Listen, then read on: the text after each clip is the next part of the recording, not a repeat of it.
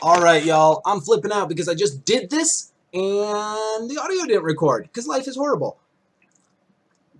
But I wanted to show everyone how to use the pen tool and to make custom shapes, and I wanted to show everybody how to do something like use blending modes. Yeah, blending modes. You'll find out what they are. Give me a second to get through a few things here because I'm not going to restart it. All right, so let's get into using the pen tool. So I'm going to go ahead and start. We'll come back to this flashcard, but I'm going to go to File, New, and I'm going to create a new document. I'm going to use the default. That's fine. I'm going to go from picas to inches because I does like the inches. Boom. So what I want to do is take this image that I got from the internet and kind of trace this unicorn drawing, and it's from my Facebook, so I'm not copyright stealing or anything. But I'm going to click and drag and just kind of bring this up here and click and drag it on. Normally I say import from an assets menu. Yeah, I'm teaching by bad example. So real quick, I just clicked on this layers thing here. Right here you'll see this. This is layers. This brings up your layers. Everything that we work with in Adobe, in the Adobe suite, most everything, uses layers. If you don't see this, go up to this window here, make sure you're on Essentials, and if you still don't see it, hit Reset Essentials. And that will reset everything so you can see stuff. And I did that, and I'm going to go ahead and close. Let me see. Ugh, I hate libraries. Right click and close. Boom. All right, let's open this back up. So layers, I'm going to hit the layers thing. So what I did is I just placed this image inside a layer. You can twirl them open with this little twirly doodle right here. I can also turn off and on a layer visibility. I can turn off and on a layer's visibility by clicking on the eyeball, or the visibility of something inside a specific layer by clicking on and off the eyeball. So this is my background layer. I want to actually make this the background. I don't want to draw on it. I just want this to be the reference. So I'm going to go ahead and click on this layer here. If I click off of it, you'll notice this is empty over here in the layers menu. If I click on it, it becomes blue and filled in. Rock and roll. But I'm going to take its opacity down, so it's going to become more transparent, more see-through. This way I can see what I'm drawing better. I'm going to go up top here. Now make sure you have the selection tool, by the way. V for selection tool. V is on the keyboard shortcut. I'm going to go up to the top here where it says 100. That's the opacity. I'm going to click on it. I'm going to bring it down. Let's say 30. 30 looks good. Cool. So I'm clicking off of that, and now it's at 30%, so it's mostly white, but I can trace it really good. I'm going to go up to the layers menu where it says layer 1 and double click to open up layers option, and I'm just going to rename this here. I could just double click. I'm going to rename it background. Click return for OK. Now because I don't want to mess with this at all, I don't want to move it, I don't want to accidentally draw on it, I'm going to lock this layer. I can go up to where this layer is, and right next to the eyeball, the visibility, there is an empty layer. And if I click on that, it locks it. If you lock the top layer, it locks every layer inside of it. But I'm going to unlock that. You can also just lock that one layer. Now if you try to grab it, no. I'm going to go back up and make sure everything's locked. So the background is locked. If I try to grab it or do anything, it won't let me. Now I need to make a new layer. And this is the layer I'm going to draw my outlines on using the pen tool. So to make a new layer, I come over to the layer window, and there is this right here. This little icon of a piece of paper with a little edge turned. I'm going to click on that, and I have layer 2. Twirls it open, there's nothing in it. So I'm going to double click on that, and I'm going to call this outlines.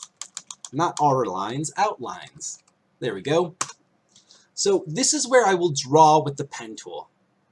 Let's begin by going over to the pen tool in the tools menu here. The pen tool looks like an old school fountain pen. If you hit P, that will bring up the pen tool. If you click and hold, you'll see these other add anchor point, delete anchor point, convert direction point tool. What these are ways to adjust the points. The pen tool creates lines and dots. The pen tool is a vector tool. As a vector tool, the graphics it makes are math-based, and they're infinitely scalable. They can go as big as you want, but they'll never look like a photograph. So that's a raster image. But that's kind of icons and things like that are really good for vector tools and for design. So I'm going to make sure I just have the regular pen tool selected. let's go ahead and look up at the settings up top here. These are the settings I'm concerned about. Right here, this is the fill, the color that's inside of it. There's a strike through it, which means that it is now empty. You can make it a color, like black, but I want it to be empty. So I'm going to select none, so it's like that. I want the outline to be black. This is the stroke or the outline. I'm going to keep this as black, but I want this to be a little bigger than 1 point. So I'm going to make it 3 points. That's the thickness of the line. Right here we can make other kinds of lines, which is cool, but I don't want to worry about that. Let's keep it simple. All right, I'm going to start by making outlines of the shirt. Just the shirt. So I'm going to hit Command plus a few times just to zoom in.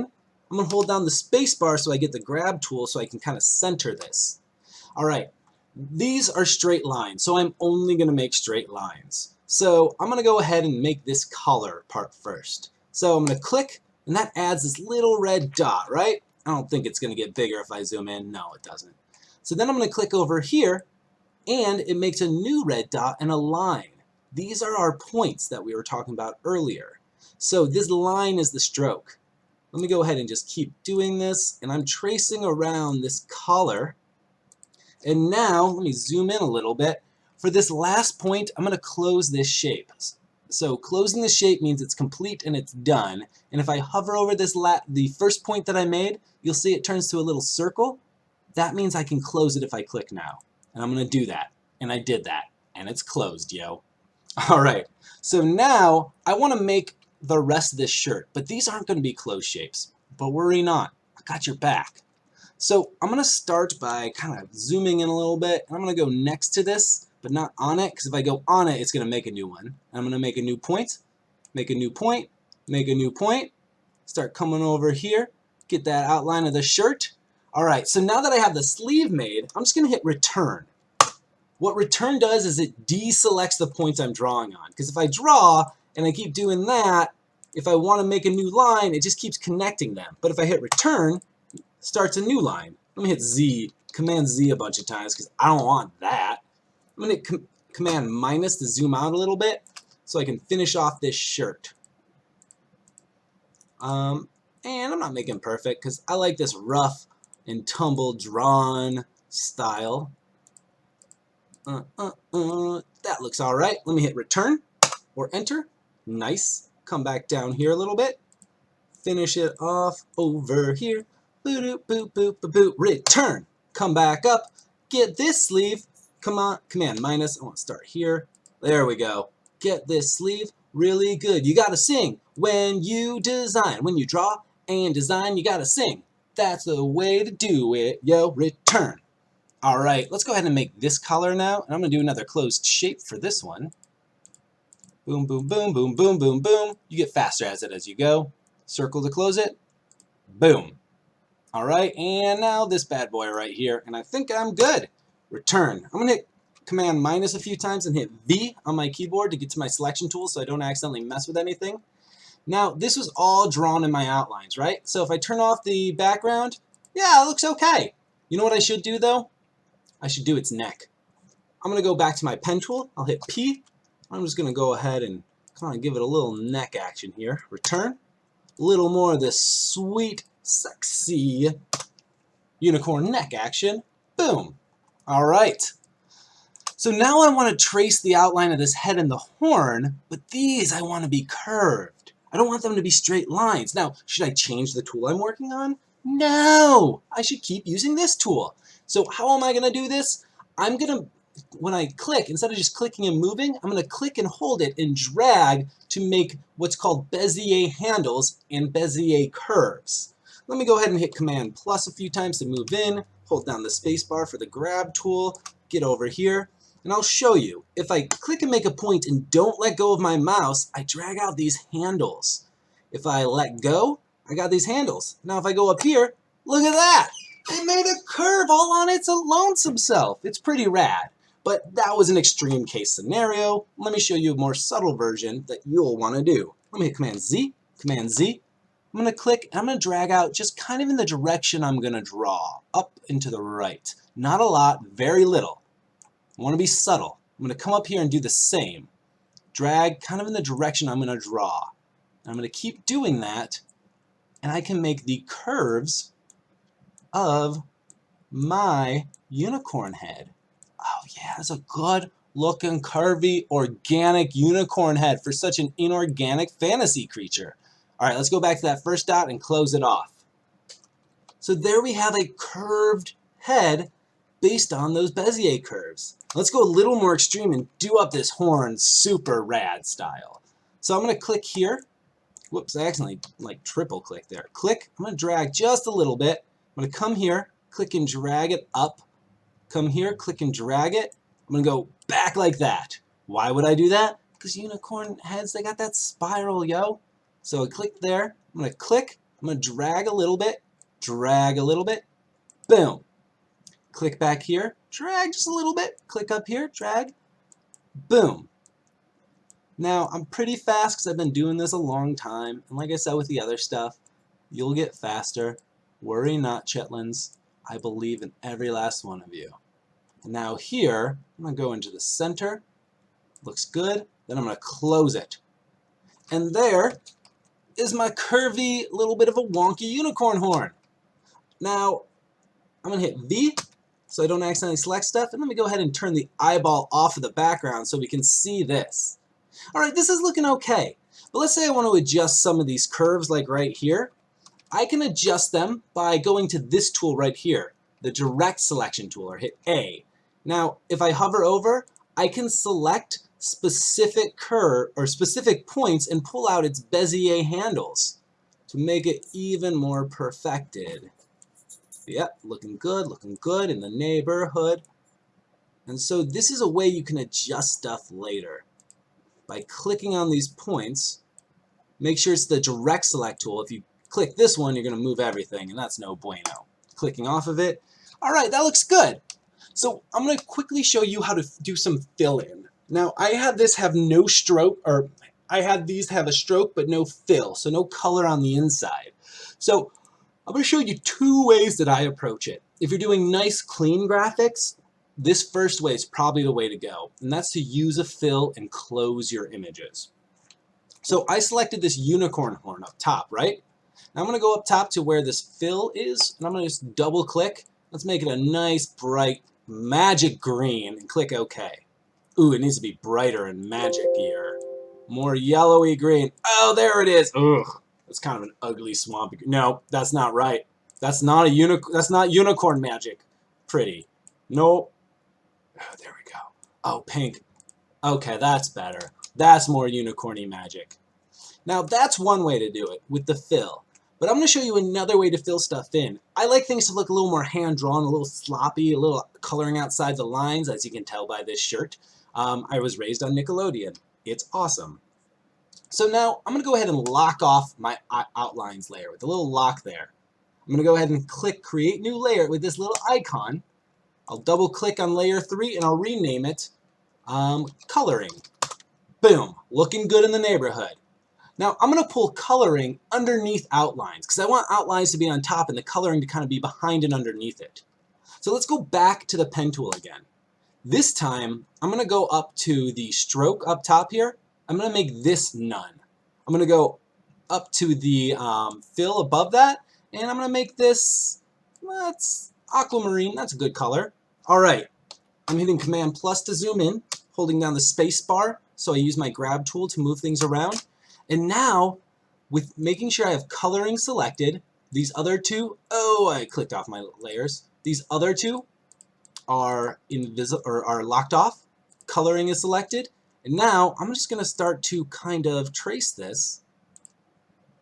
And you'll see it start to sort of get filled in as I go.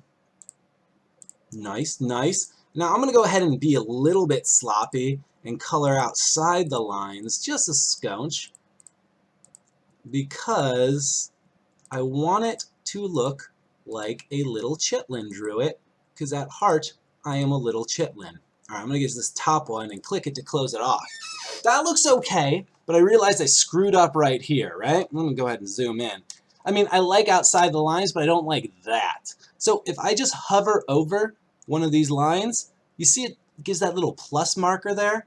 That means I can just add a point right there on the line. And if I hold down, was it Control? Yeah, Control, I can just click and drag this. Oops.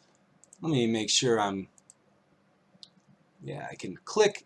Using control, I can drag stuff and sort of fix it a little bit, even though I'm not the best. Alright, and that's looking alright.